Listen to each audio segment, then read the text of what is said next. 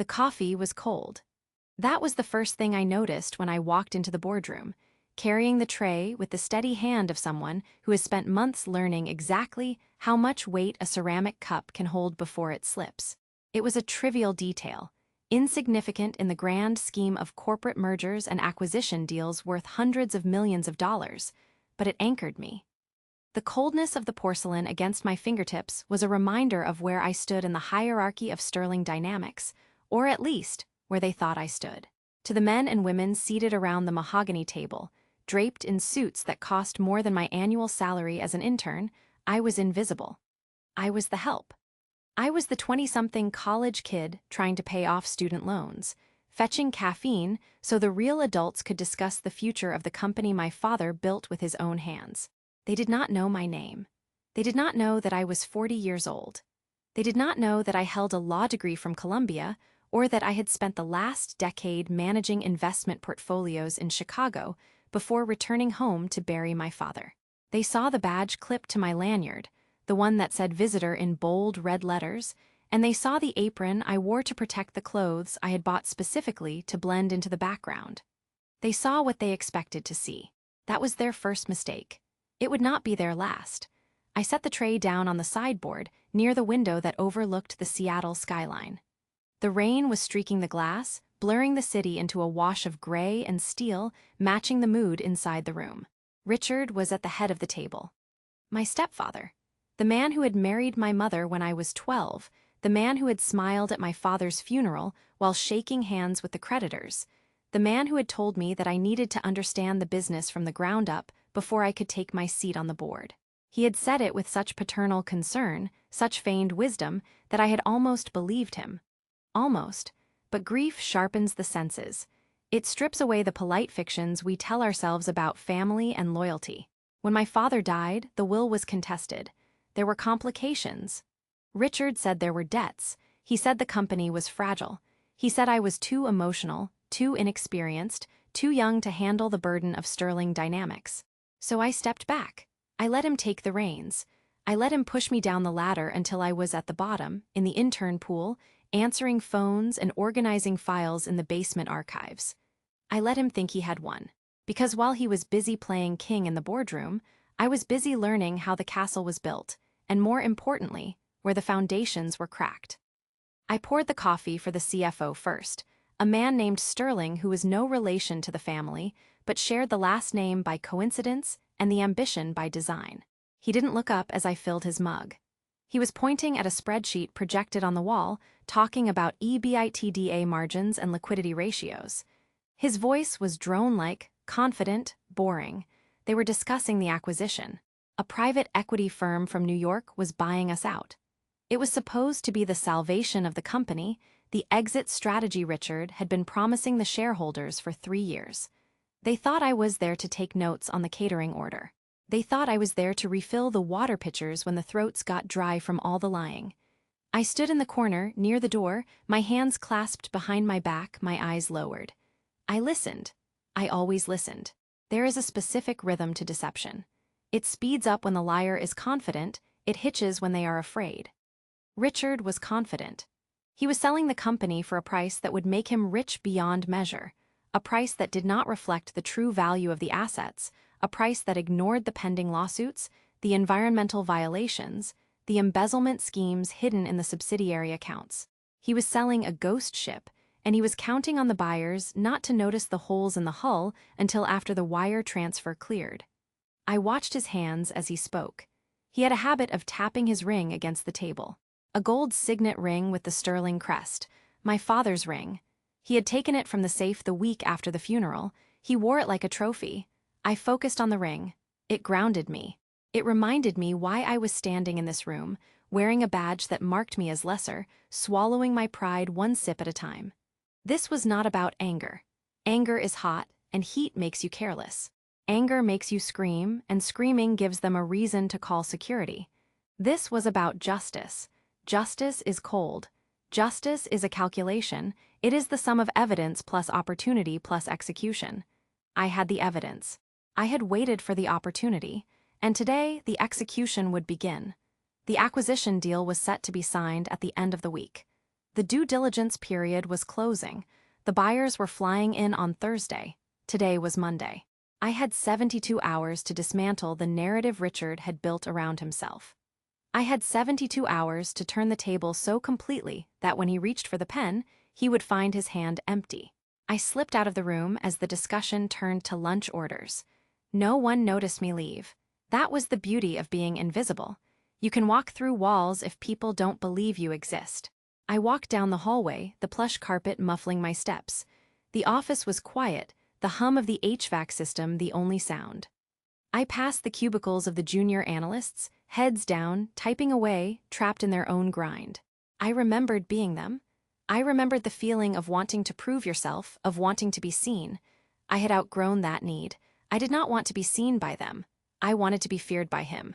I took the elevator down to the 4th floor, to the legal department. This was my domain, though no one knew it. I had keycard access, granted to me under the guise of archival retrieval. I had spent the last 6 months digitizing every contract, every memo, every email sent since my father's death. I had built a shadow server, a duplicate of the company network that lived on an encrypted drive in my apartment. I knew where the bodies were buried because I had helped dig the graves. Richard thought he was clever. He thought hiding the transactions in offshore accounts was enough. He thought using shell companies to buy out the competitors was subtle. But he was a man of the old school. He relied on handshake deals and locked filing cabinets.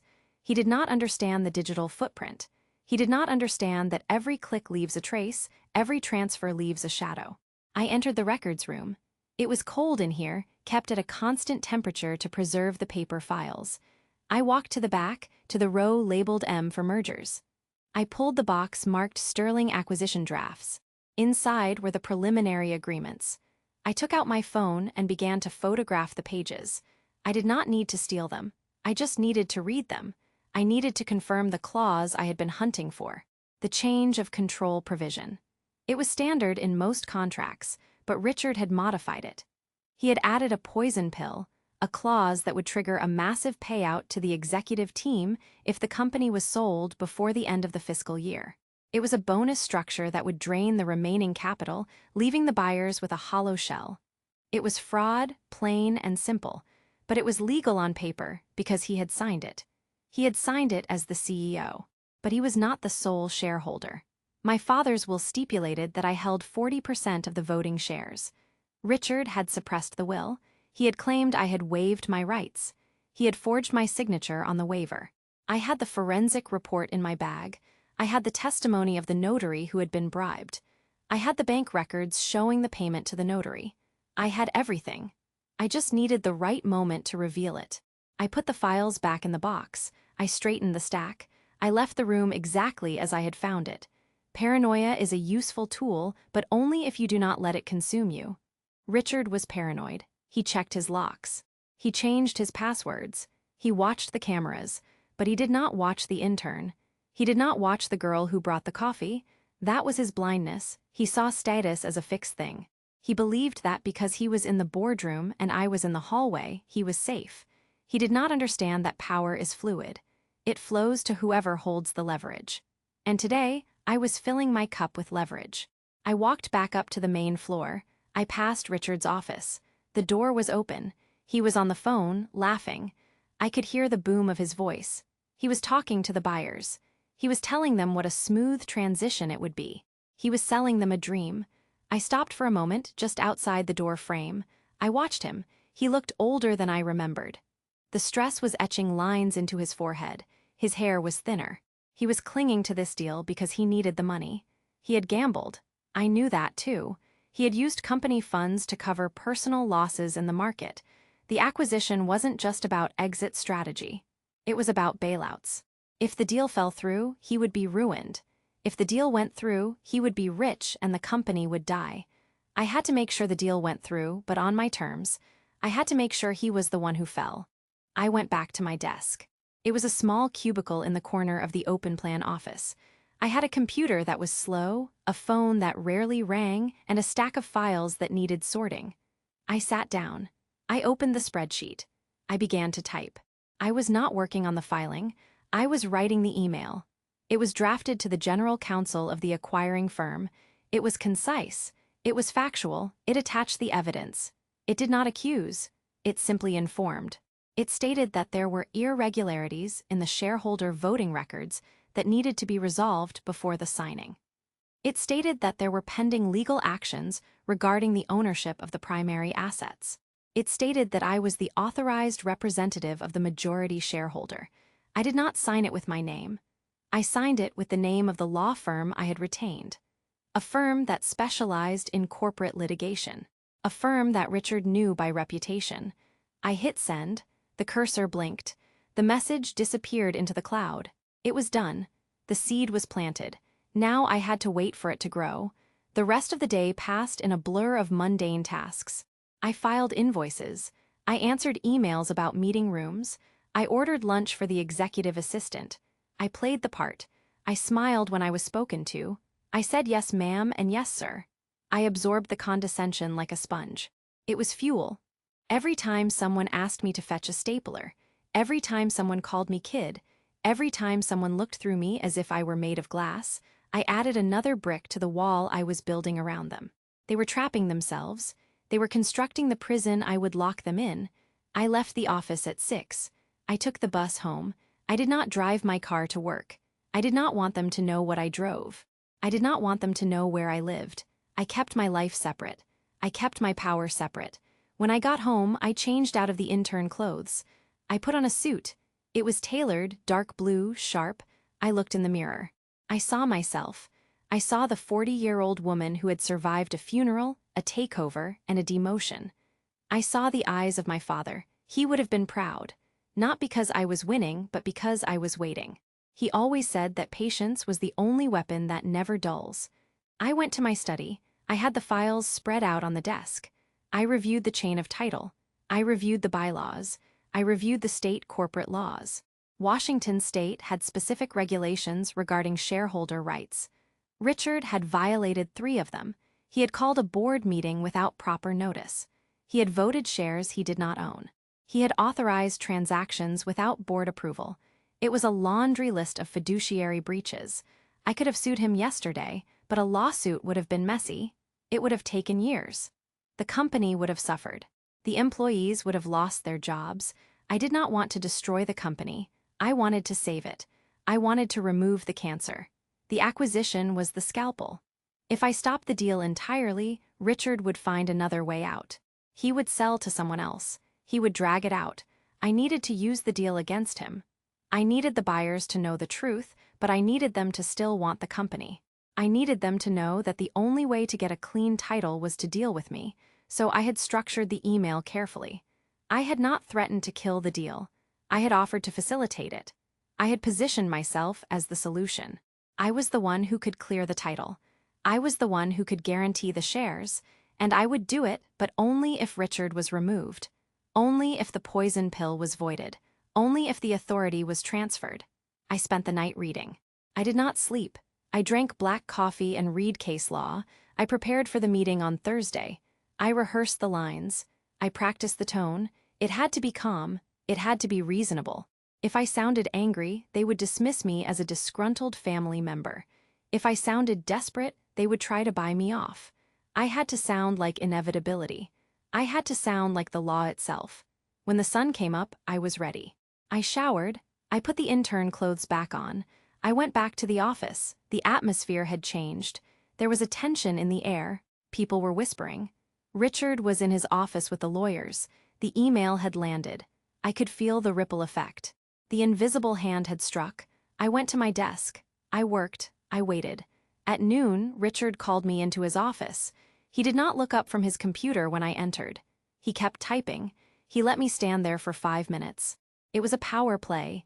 He was trying to assert dominance. He was trying to remind me of my place. I stood still.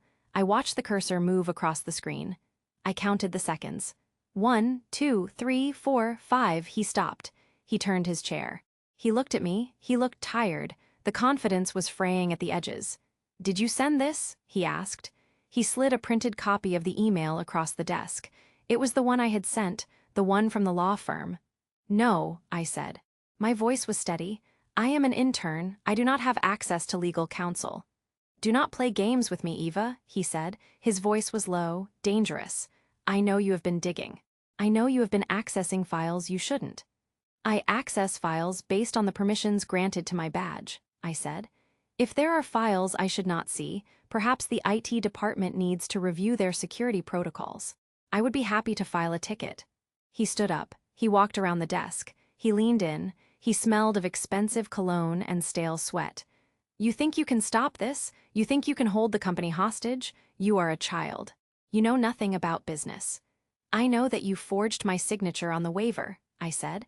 I did not raise my voice. I did not blink. I know that you diverted $3 million from the pension fund to cover your margin calls. I know that the environmental report for the Portland facility was falsified. I know these things because I read the files. And now, the buyers know these things too. His face went pale. The color drained out of it like water from a sink.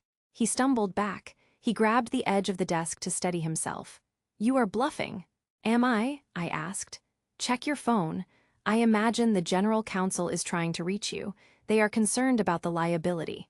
They are concerned about the validity of the shares. They are wondering if they are buying a company or a lawsuit. You will ruin us, he whispered. You will ruin everyone. The employees, the shareholders. Your mother.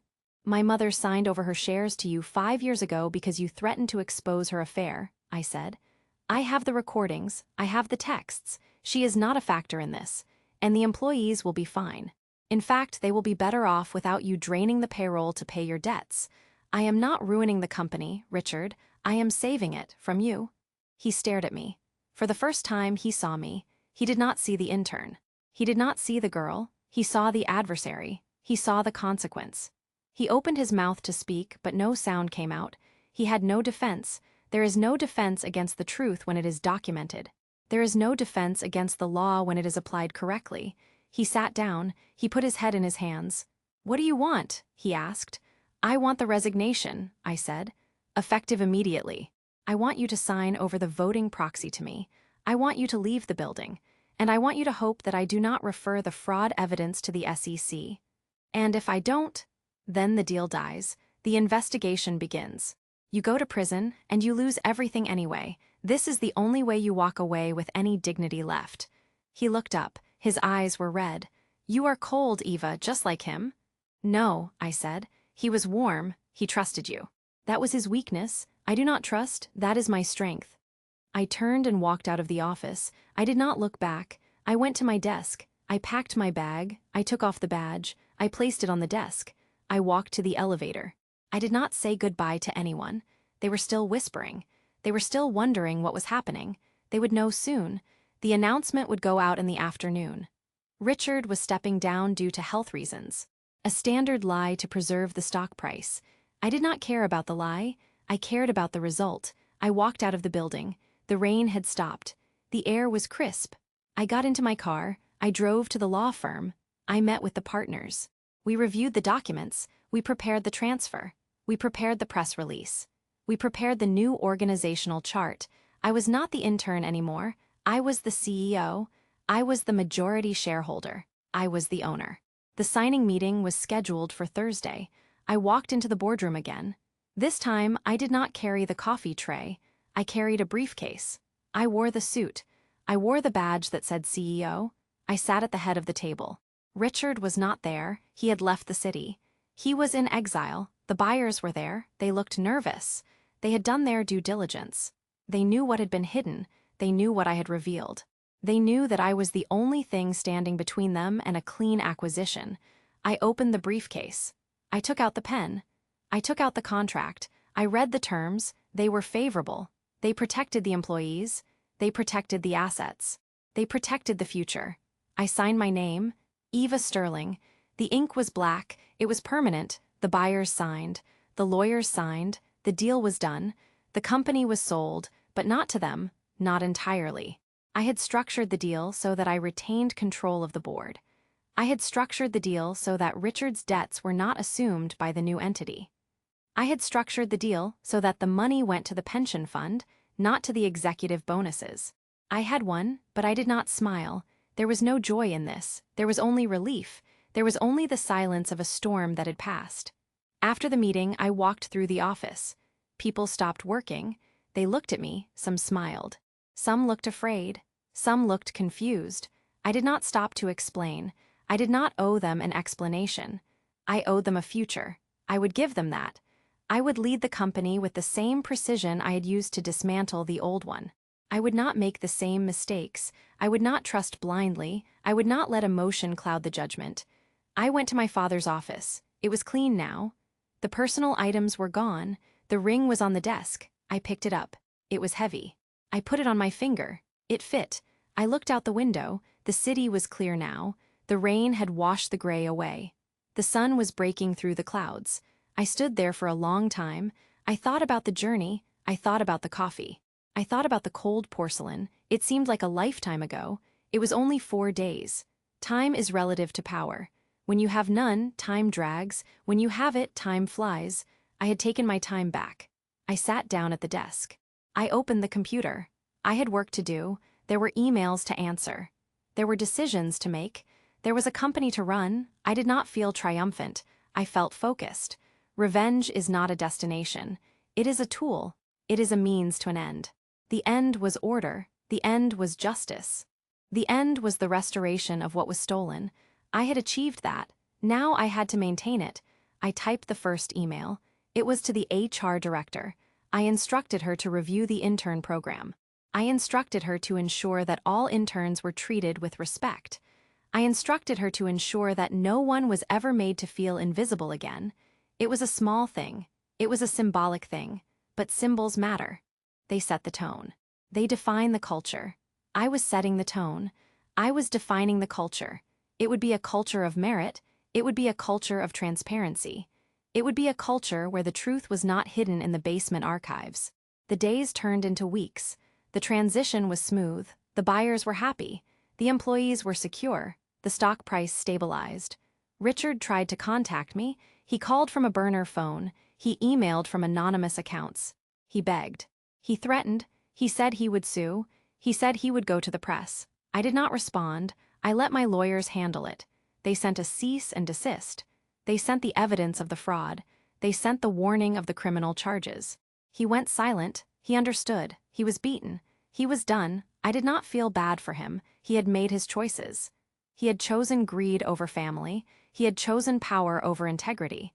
He had chosen to underestimate me. That was the final error, the one that cost him everything. I started working late. I liked the quiet of the office at night. I liked the hum of the servers. I liked the view of the lights.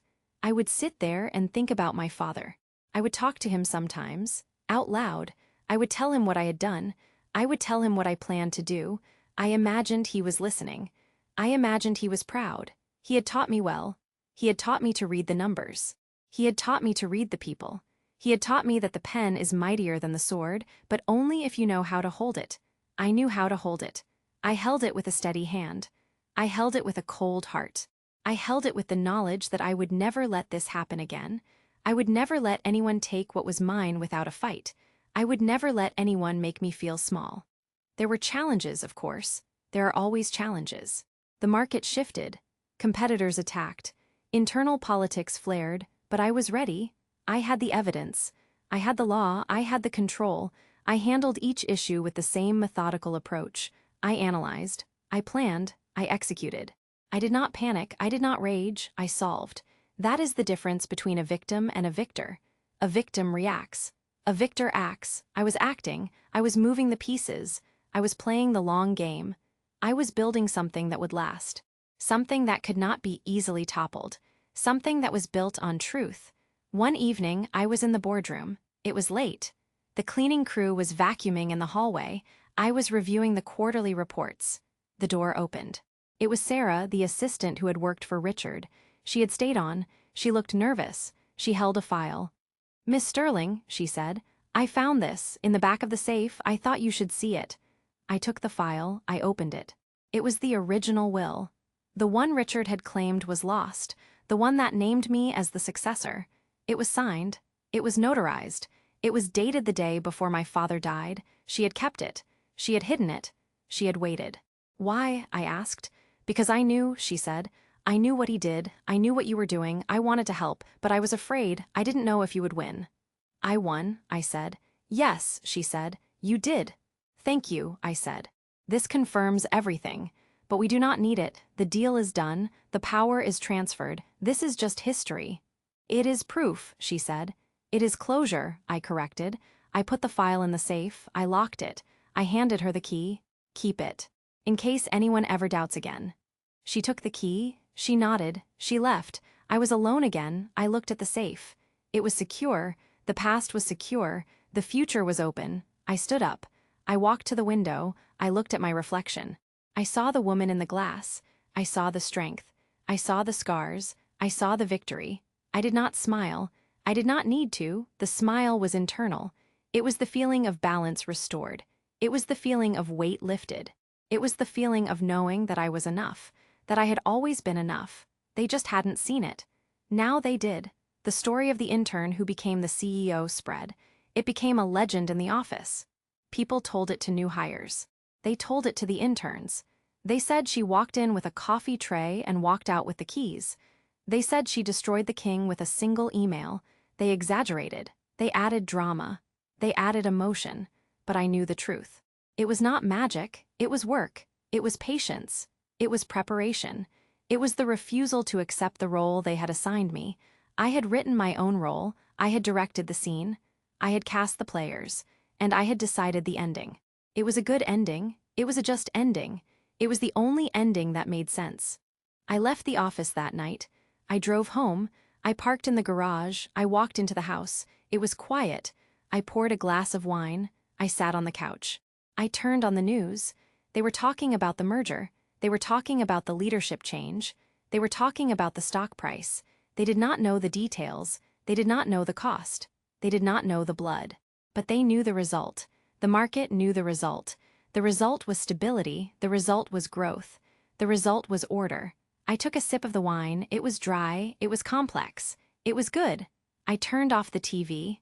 I sat in the dark. I listened to the silence. It was the sound of peace. It was the sound of victory. It was the sound of a woman who had taken back her life. I thought about the next day. I thought about the meetings. I thought about the decisions. I was ready. I was not afraid. I had faced the worst. I had faced the betrayal. I had faced the humiliation. And I had survived. I had thrived. I had conquered. There was nothing left to fear. There was nothing left to prove. I was Eva Sterling. I was the owner. I was the authority. I was the law, and I would not let anyone forget it. I would not let anyone try it again. The precedent was set. The boundary was drawn. The line was in the sand, and I was standing on the right side of it. The morning came, the sun rose, the city woke up, I woke up, I got dressed. I put on the suit, I put on the ring, I picked up the briefcase, I walked out the door, I got in the car, I drove to the office. I parked in the executive spot. I walked through the lobby, the security guard nodded. He knew me now, he opened the door, I walked through, I took the elevator. I went to the top floor, I walked down the hall, I entered the office. I sat at the desk, I opened the computer. I began to work, the cycle continued, the life continued, the power remained, and I was ready for whatever came next, because I knew the secret, I knew the truth, I knew that power is not given, it is taken, and I had taken mine. And I would keep it, forever. The coffee machine beeped, it was ready, I walked over to it, I poured a cup, it was hot, it was fresh, it was mine, I took a sip, I tasted the bitterness. I tasted the strength. I tasted the victory. I set the cup down. I looked at the door. I waited for the knock. I waited for the world to come to me. I was ready. I was always ready. And this time, I was the one holding the pen. This time, I was the one signing the deal. This time, I was the one writing the story. And the story was just beginning. The intern was gone. The CEO was here, and she was not going anywhere. She had built her throne on the bones of the betrayal. She had forged her crown in the fire of the conflict.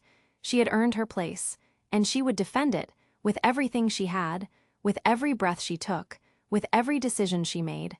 This was her company. This was her legacy. This was her life. And no one would ever take it from her again. No one. The phone rang. I answered it. Yes, I said. This is Eva Sterling. Miss Sterling, the voice said. It's the board. We need to discuss the quarterly projections. Send me the files, I said. I will review them, then we will meet. Yes, ma'am. I hung up, I opened the email, I read the attachment, I found the error, I highlighted it, I wrote the correction, I sent it back. I moved to the next task, I moved to the next challenge. I moved to the next victory, the rhythm was established. The flow was constant, the control was absolute, I was the conductor, I was the composer, I was the music. And the song was loud, it was clear, it was mine. I looked at the clock. It was time for the staff meeting. I stood up, I adjusted the jacket, I checked the mirror, I looked professional, I looked competent, I looked dangerous. I walked out of the office, I walked down the hall, I entered the conference room. Everyone was there, they stood up when I entered. They waited for me to sit. I sat, I looked around the table, I saw the faces, I saw the hope, I saw the fear, I saw the respect, I nodded. Let's begin, I said. We began. We discussed the numbers, we discussed the strategy, we discussed the future. I spoke. They listened. I commanded. They obeyed. It was not tyranny, it was leadership. It was the difference between chaos and order. I brought the order. I brought the structure. I brought the vision. They followed, because they knew I knew the way. They knew I had walked the path. They knew I had survived the dark. They knew I could lead them into the light. The meeting ended. We shook hands. We exchanged nods. We went back to work. I went back to my office. I closed the door. I sat down. I exhaled. It was done. Another day, another battle, another win. I leaned back in the chair. I closed my eyes. I remembered the cold coffee. I remembered the red badge. I remembered the silence. I smiled, just a little, just enough, because I knew that I had won. And knowing was enough. The rest was just details. The rest was just work, and I loved the work. I loved the power. I loved the control. I was home. The sun set. The lights came on. The city glittered. I watched it. I thought about the journey. I thought about the pain. I thought about the gain. It was worth it. Every second, every tear, every hour of sleep lost, every moment of doubt. It was worth it, because I was here, because I was strong, because I was free. I was not a victim. I was not a pawn. I was not a child. I was a woman. I was a leader. I was a force, and I would not be stopped. I would not be silenced. I would not be forgot. I was Eva Sterling, and this was my kingdom, and I would rule it well. I would rule it justly. I would rule it forever. The night deepened. The office emptied. I was alone. I locked the door. I turned off the lights. I walked to the elevator. I pressed the button. The doors opened. I stepped in. I pressed the ground floor. The doors closed. I descended. I exited the building. I walked to the car. I unlocked it. I got in. I started the engine. I drove away.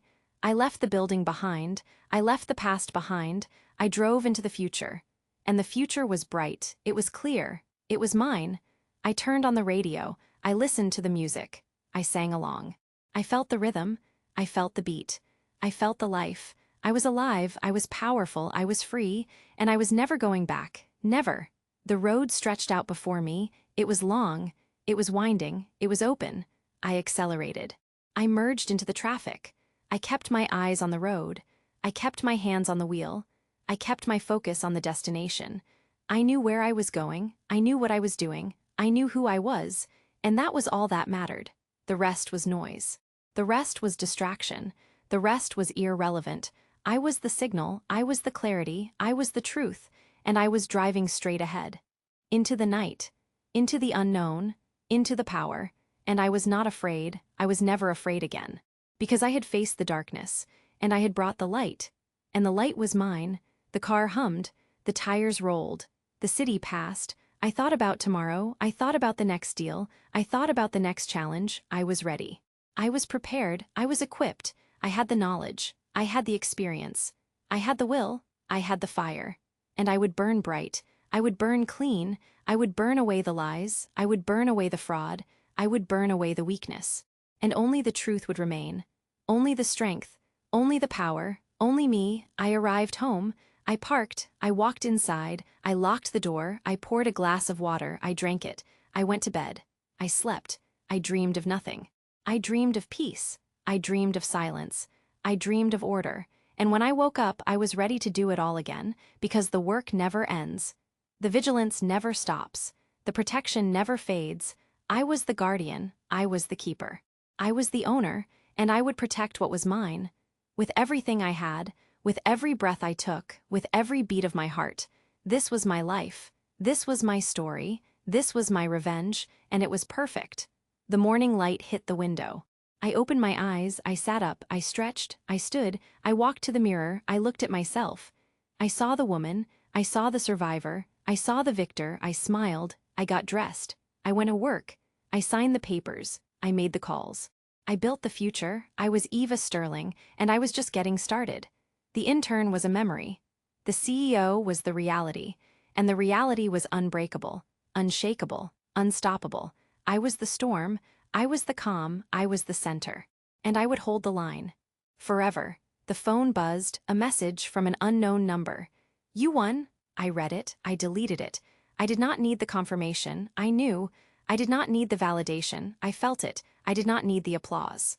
I had the silence was enough. The silence was everything. The silence was the sound of power, and I was listening. I was hearing, I was knowing, I was being, and that was all. The end. No, the beginning, my beginning, our beginning. The company's beginning. The new era, the clean slate, the fresh start, the true legacy. I walked into the boardroom, I sat at the head, I opened the file, I picked up the pen, I signed. Eva Sterling. CEO, owner, victor, done.